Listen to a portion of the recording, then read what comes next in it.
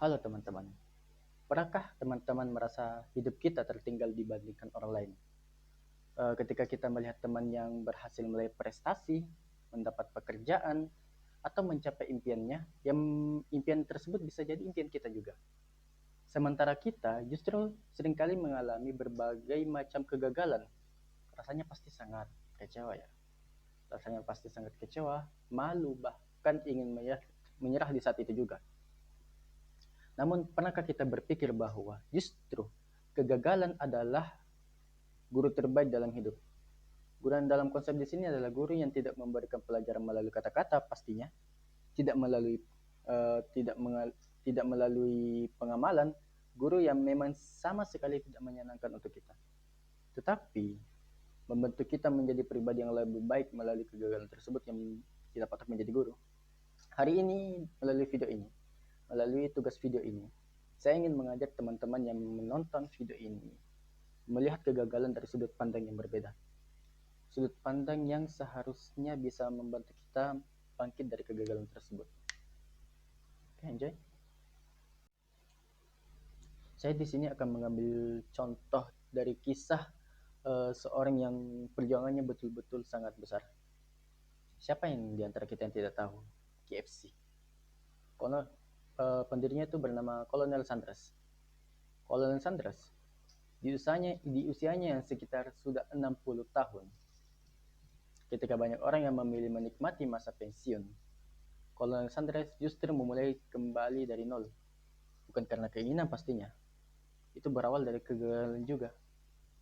Di umurnya 65 dia harus memulai dari nol. PNS saja pensiunnya itu umur 60. Dengan bermodalkan uang yang terbilang sedikit di masa itu, di tahun 1953, dengan uang pensiun yang sekitar hanya $135, dan dengan bermodalkan resep ayam goreng yang diyakininya memiliki cita rasa istimewa. Dengan semangat beliau, setiap pagi ia mengendarai mobil kesayangannya, mobil tua yang dia dapatkan dari pekerjaan-pekerjaan sebelumnya. Ia mengendarai dan menawarkan di setiap restoran yang ia temui. Di penolakan pertama, ia langsung mendapatkan jawaban tidak pastinya. Hari demi hari ia berlalu, menawarkan resepnya di berbagai restoran, dan jawabannya yang diterima pasti tidak. Karena menganggap itu tidak cocok lah di lidah orang zaman itu. Akhirnya bahkan Kolonel Sanders ini ada yang mengisahkan dia ini sempat ingin bunuh diri ceritanya. Namun di percobaan bunuh dirinya dengan bermodalkan pisau yang ia bawa, ada seekor anjing yang menabraknya dan mencuri pisau tersebut. Disitulah Kolonel Sanders tertawa.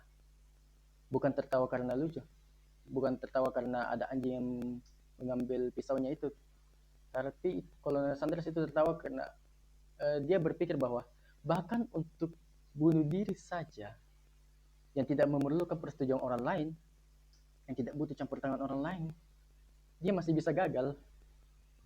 Akhirnya Kolonel Sanders itu sadar bahwa jika ia mencoba lagi untuk bunuh diri, dia bisa jadi berhasil. Maka mindsetnya di situ berubah. Dari seratusan percobaan untuk menawarkan resep yang tersebut, dia pasti menemukan satu restoran yang bisa menerimanya. Akhirnya ia melanjutkan rutinitasnya yang dianggap orang itu pasti gila. Ratusan penawaran, bahkan 1000 kali penolakan dari restoran-restoran yang ia tawarkan pastinya. Akhirnya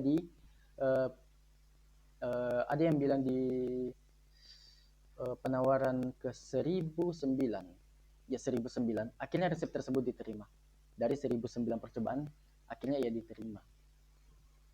Semangat yang mendatangi restoran-restoran tersebut. Namun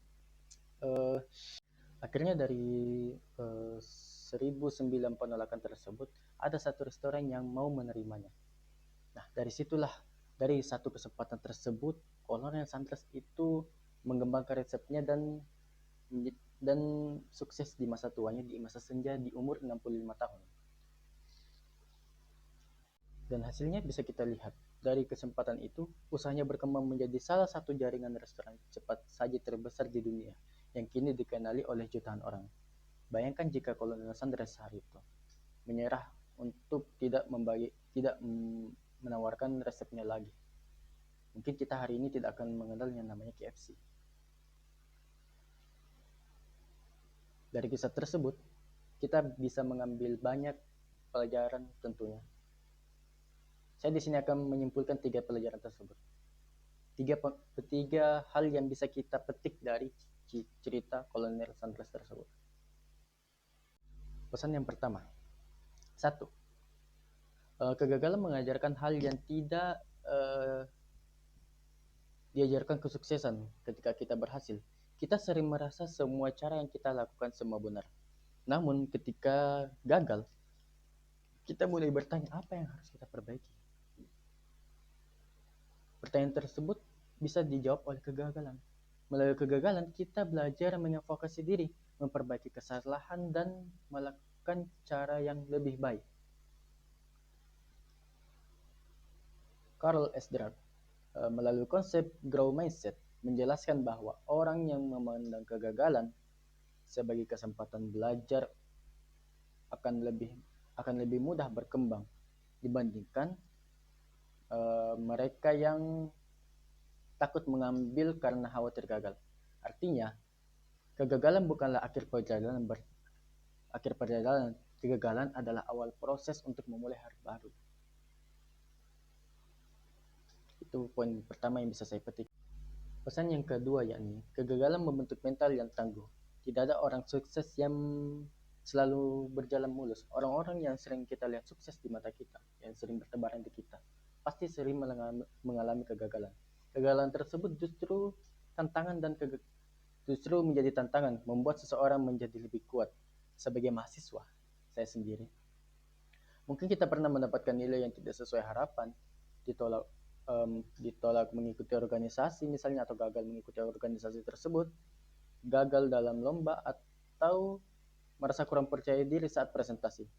Semua pengalaman itu memang tidak menyenangkan, tetapi jika kita mampu bangkit, kita akan menjadi pribadi yang lebih siap menghadapi tantangan berikut.